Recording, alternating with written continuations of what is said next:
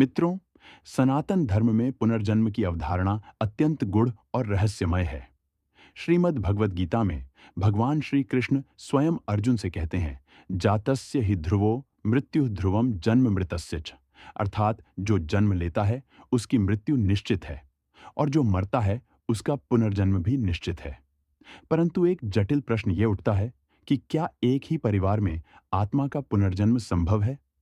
क्या आत्मा अपने ही कुल में बार बार जन्म लेकर अपने अधूरे कर्मों को पूरा करती है? क्या कोई आत्मा अपने पाप या पुण्य के कारण अपने ही वंश में वापस लौट सकती है? मित्रों, इस वीडियो के माध्यम से हम आपको इस घर रहस्य को विस्तार से बताएंगे, जो महाभारत काल से जुड़ी हुई है। मित्रों, कहते हैं कि इस कथा को सुनने मात्र से व्यक्ति के कोटि कोटि पापों का नाश होता है। तो आपसे आग्रह है कि इसे पूरे ध्यानपूर्वक और आखिरी तक अवश्य देखें। साथ ही इस वीडियो को एक लाइक करके कमेंट में जय श्री हरि विष्णु लिखकर ईश्वर को अपना आभार व्यक्त करें। तो चलिए शुरुआत करते हैं आज की इस ज्ञानवर्धक प्रस्तुति की। मित्रों, ये कथा महाभारत काल से जुड़ी हुई है और भगवान श्री कृष्ण स्वयं इस रहस्य को उजागर करते हैं। महाभारत का युद्ध समाप्त हो चुका था।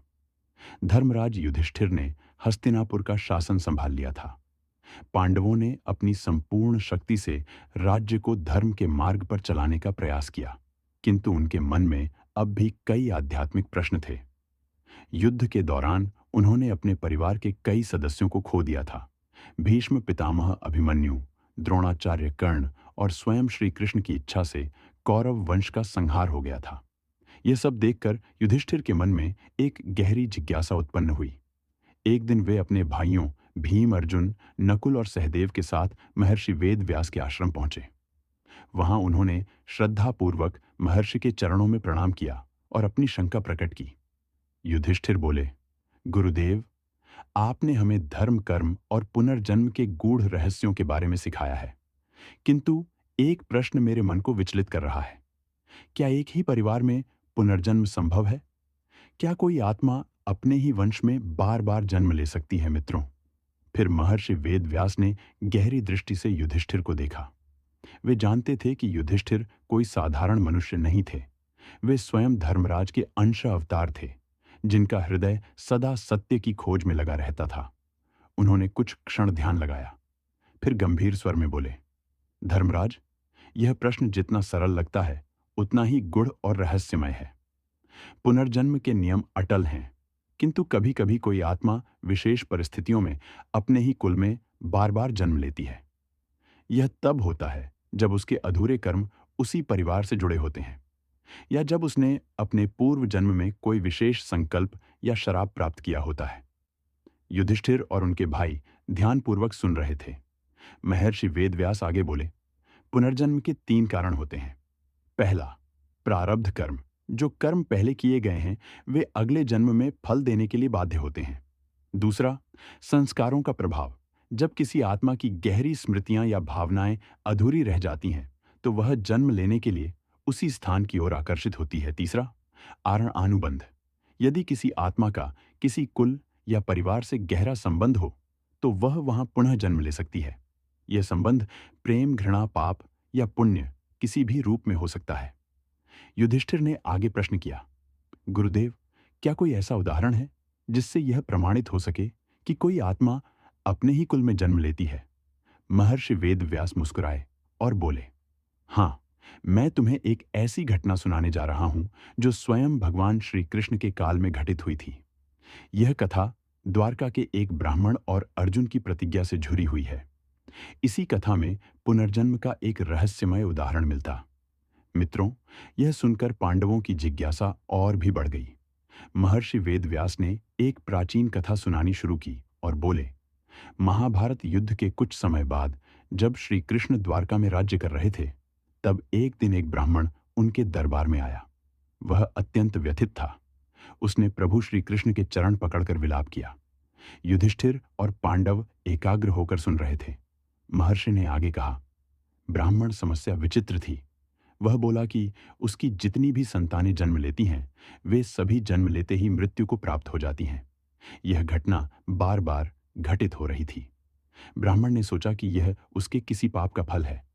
किंतु जब उसने सभी प्रकार के अनुष्ठान किए तब भी समाधान नहीं मिला। अंततः वह श्री कृष्ण के पास पहुंचा। मित्रों, यह सुनकर युधिष्ठिर के मन में कौतूहल उत्पन्न हुआ। गुरुदेव, क्या श्री कृष्ण ने ब्राह्मण की समस्या का समाधान किया? महर्षि वेदव्यास ने उत्तर दिया, हाँ, किंतु इस घटना में एक गूढ़ रहस्य था। ब्राह्मण का यह दो एक केवल एक साधारण घटना नहीं थी, बल्कि यह पुनर्जन्म और कर्म के बंधन से जुड़ा हुआ था।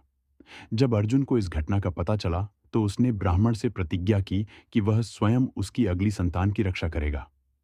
किंतु जब ब्राह्मण का पुत्र फिर से गायब हो गया, तब अर्जुन ने स्वयं यमलोक की यात्रा की। भीम ने आश्चर्यचकित होकर पूछा, क्या अर्जुन यमलोक तक चले गए? महर्षि ने उत्तर दिया, हाँ। अर्जुन ने वहां जाकर यमराज से इस घटना का रहस्य पूछा। तब यमराज ने उन्हें बताया कि यह ब्राह्मण कोई साधारण आत्मा नहीं है। यह आत्मा पहले भी इसी कुल में जन्मी थी और अपने कर्मों के कारण इसे बार बार अपने ही परिवार में जन्म लेना पड़ा। मित्रों, युधिष्ठिर और पांडव अब पूरी तरह इस कथा में डूब चुके थे। मित्रों, महर्षि वेदव्यास ने अंत में कहा, धर्मराज, यह कथा तुम्हें यह समझाने के लिए है कि आत्मा के कर्म उसके पुनर्जन्म का निर्धारण करते हैं।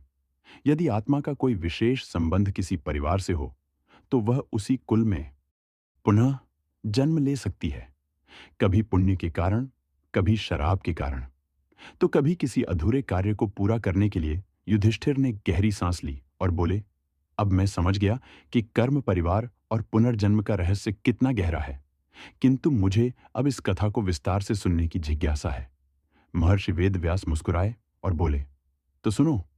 द्वारका के उस ब्राह्मण की पीड़ा और अर्जुन की प्रतिज्ञा की पूरी कथा कालचक्र निरंतर घूमता रहता है।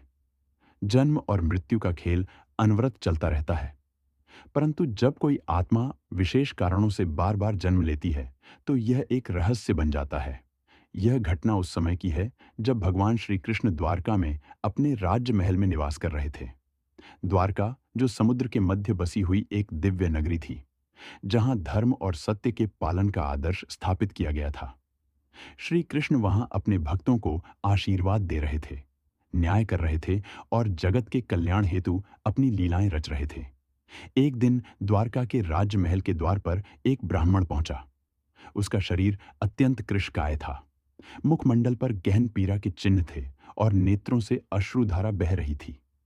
वह रोते रोते प्रभु श्री कृष्ण के पास पहुंचा और उनके चरणों में गिरकर अत्यंत करुण स्वर में बोला, हे द्वारकाधीश, हे योगेश्वर, मुझ पर कृपा कीजिए, मेरी व्यथा को सुनिए। मैं एक धर्मपारायण ब्राह्मण हूं। मैंने जीवन भर सत्य और अहिंसा का पालन किया है, कभी किसी का अहित नहीं किया। फिर भी मैं एक ऐसे दुर्भाग्य से ग्रसित हूं जिसका कोई उपाय नहीं दिखता। श्री कृष्ण ने प्रेम पूर्वक ब्राह्मण को उठाया और बोले, वत्स, शांत हो जाओ। कहो, तुम्हारे मन की व्यथा क्या है? ब्राह्मण ने अपने आंसू पोंछे और कांपते हुए स्वर में कहा, हे माधव, मेरे जितने भी पुत्र जन्मे वे सभी जन्म लेते ही मृत्यु को प्राप्त हो गए। यह मेरे साथ 5वीं बार हो चुका है। मैं एक पिता हूं जिसने अपने पुत्र को जन्म लेते ही अपनी गोद में निर्जीव पाया। क्या यह मेरे पूर्व जन्मों के पापों का परिणाम है? क्या मेरी आत्मा किसी शराब से बंधी है? क्यों मेरे पुत्र इस संसार में आते ही चले जाते हैं? मित्रों, ब्राह्मण की यह पीड़ा सुनकर समस्त द्वारका में हलचल मच गई। वहां उपस्थित सभी नागरिक ब्राह्मण के दुख को देखकर व्यथित हो गए। लोग आपस में चर्चा करने लगे, क्या यह ब्राह्मण किसी श्रापित कुल का है? क्या यह भगवान की कोई विशेष लीला है? क्या इसे किसी आर्ष या देवता ने शराप दिया है? वहां उपस्थित सभी लोग सोच रहे थे कि जब स्वयं भगवान श्री कृष्ण इस धरती पर विराजमान है तो किसी भक्त को इतना कष्ट क्यों मिल रहा है? क्या इस ब्राह्मण के भाग्य में ही ऐसा दुख लिखा है? ब्राह्मण अत्यंत दुखी और व्याकुल था। उसका हृदय इतना पीड़ा से भर गया कि वह क्रोध में आकर बोला, हे यादव श्रेष्ठ, आप नारायण के अवतार हैं, आप त्रिकालदर्शी हैं, आप जगत के पालन करता है, फिर भी आपने मेरे इस दुख को देखा और चुप रहे। हे माधव, यदि आप मेरे पुत्र को वापस नहीं ला सकते तो मैं समस्त द्वारका को श्राप दूंगा कि यहां किसी भी कुल में कोई पुत्र जन्म नहीं लेगा। ब्राह्मण के इस क्रोधपूर्ण वचन को सुनकर वहां उपस्थित सभी लोग भयभीत हो गए। उसी समय पांडवों में श्रेष्ठ गांडीवधारी अर्जुन वहां उपस्थित थे। उन्होंने ब्राह्मण की पीड़ा को सुना और स्वयं आगे बढ़ कर प्रतिज्ञा की, हे ब्राह्मण, तुम व्यथित मत हो। मैं अपने गांडीव की सौगंध खाकर कहता हूं कि यदि इस बार तुम्हारा पुत्र जन्म लेकर भी जीवित नहीं रहेगा, तो मैं स्वयं अग्नि में प्रविष्ट होकर प्राण त्याग दूंगा। श्री कृष्ण ने अर्जुन को देखा और मंद मुस्कुराए। वे जानते थे कि इस घटना के पीछे एक गहरा रहस्य छिपा हुआ है। जब अर्जुन ने यह प्रतिज्ञा ली, तो श्री कृष्ण ने एक रहस्यमय मुस्कान दी। उनके नेत्रों में एक दिव्य चमक थी, मानो वे जानते थे कि आगे क्या होने वाला है। अर्जुन ने ब्राह्मण से कहा, हे ब्राह्मण, इस बार जब तुम्हारी संतान जन्म ले, तो मुझे बुला लेना। मैं स्वयं अपनी दिव्य शक्तियों से इसकी रक्षा करूंगा। कोई भी इसे मार नहीं पाएगा। ब्राह्मण को अब अर्जुन पर विश्वास था। उसने श्री कृष्ण के चरणों में प्रणाम किया और अपने घर लौट गया। परंतु क्या इस बार भी वही होगा जो पिछले 5 बार हुआ था? क्या अर्जुन अपने वचन को निभा पाएंगे, या फिर इस घटना के पीछे कोई दिव्य लीला चल रही थी? क्या अर्जुन अपनी प्रतिज्ञा को पूरा कर पाएंगे? अब सभी की दृष्टि उस दिन पर टिकी थी जब ब्राह्मण की संतान का जन्म होगा। द्वारका के नागरिक भी उत्सुक थे, क्योंकि यह केवल एक पिता की पीड़ा ही नहीं, बल्कि पुनर्जन्म और कर्म के रहस्यों से जुड़ी एक महत्वपूर्ण घटना थी। मित्रों, किंतु जब ब्राह्मण का पुत्र पुनः जन्म लेकर गायब हो गया, तो अर्जुन ने अपनी प्रतिज्ञा निभाने के लिए उसे ढूंढने का निश्चय किया। अर्जुन ने अपनी दिव्य दृष्टि और धनुष गांडीव की शक्ति से ब्राह्मण के नवजात पुत्र की रक्षा के लिए हर संभव उपाय किए।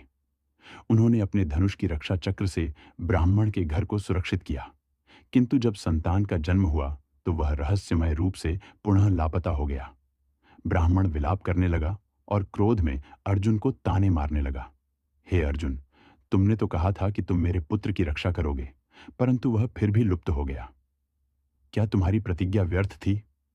अर्जुन को अपनी शक्ति पर अत्यंत विश्वास था। उसने संकल्प लिया कि जब तक वह इस रहस्य को सुलझा नहीं लेता, तब तक वह चैन से नहीं बैठेगा। मित्रों, फिर अर्जुन ने सबसे पहले इंद्रलोक की यात्रा की। उन्होंने स्वर्गलोक जाकर देवराज इंद्र से पूछा, हे देवराज, क्या रे ब्राह्मण मित्र का पुत्र यहां पर है? इंद्र ने उत्तर दिया, नहीं पार्थ, यह रहस्य तुम्हारी कल्पना से भी परे है। यह कोई साधारण घटना नहीं, बल्कि पुनर्जन्म और कर्म का गूढ़ रहस्य है। तुम्हें इसे समझने के लिए और गहरे जाना होगा।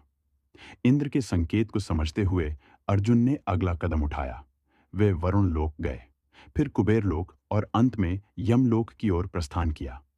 अर्जुन ने अपने दिव्य रथ से यमलोक का द्वार पार किया। वहां उन्होंने यमराज को देखा, जो धर्म और कर्म के संरक्षक थे। यमराज की उपस्थिति अत्यंत प्रभावशाली थी। उनका स्वर गंभीर और गूढ़ था।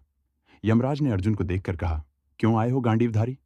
अर्जुन, तुम तो अभी तक मृत्यु के योग्य नहीं हो, फिर तुम यमलोक तक कैसे पहुंच गए?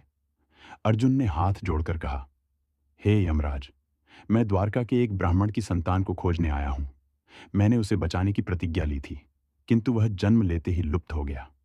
मैं जानना चाहता हूं कि उसका क्या हुआ। यमराज गंभीर हो गए और एक क्षण के लिए मौन रहे।